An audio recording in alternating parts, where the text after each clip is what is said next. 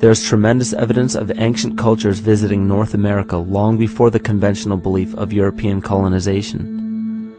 Barry Fell states in his book America BC, there are ancient inscriptions now being reported from nearly all parts of the United States, Canada, and Latin America, written in various European and Mediterranean languages in alphabets that date from 2,500 years ago.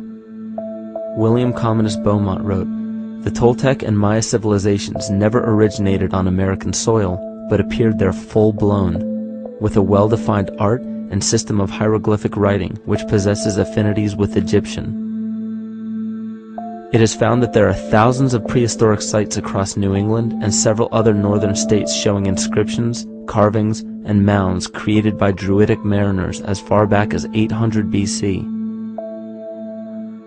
To suppress this information further, it was not only imperative for the bloodline to burn the documented texts containing true historical information, but to wipe out the cultures that derived from these ancient shamans. The most devastating genocide ever endured was and still is the annihilation of shamanic tribes. We've lost our traditional roots and don't know about ritual. The dragon dances and the ghost dances of the Native American Indians, what do you think that was all about? All the shamans of the world, when they do their rituals, they're doing that. Their work, harmonically through dances, is to strengthen the immune system of the earth.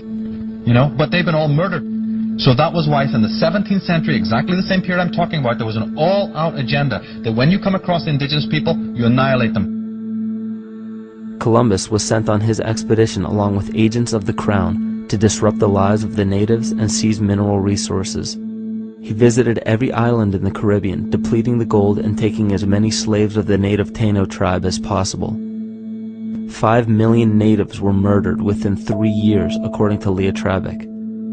Within 15 years, the Arawak tribe of 250,000 was completely wiped out.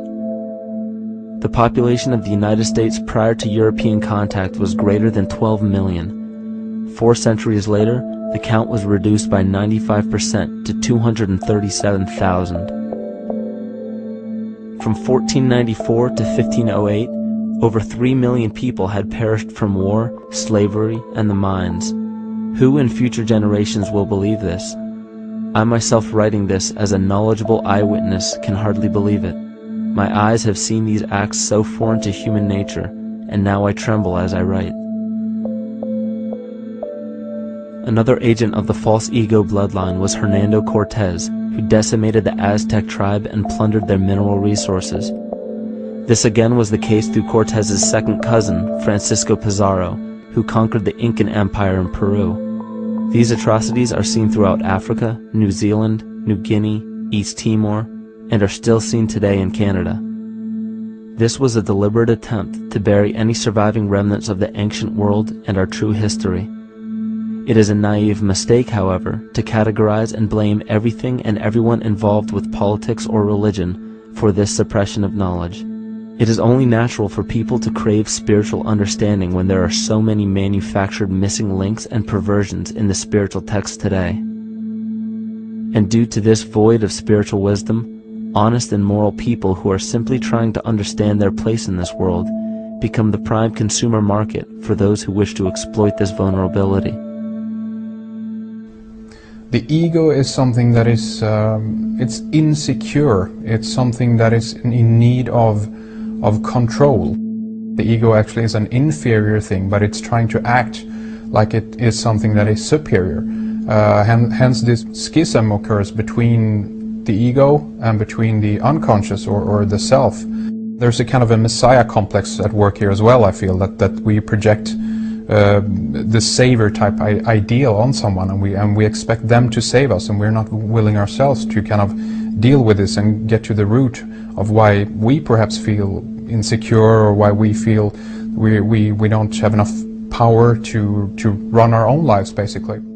If we look at the New Age movement, for instance, which is another kind of trap in all of this, where people might end up actually, they're looking for something so bad that they're taking all these things that are handed to us or to them, but it's not really based on any real understanding. It's still kind of coming from a religious type of perspective. People are genuinely seeking something new. They're genuinely seeking a new type of spirituality, or to better themselves, or to change something. But this is being hijacked, and what they actually do is that they lead you into another type of group mentality or new age religion, whatever it is, and people still are not able to kind of really break free from that and follow their own journey or their own path, which I think is very important in all of this.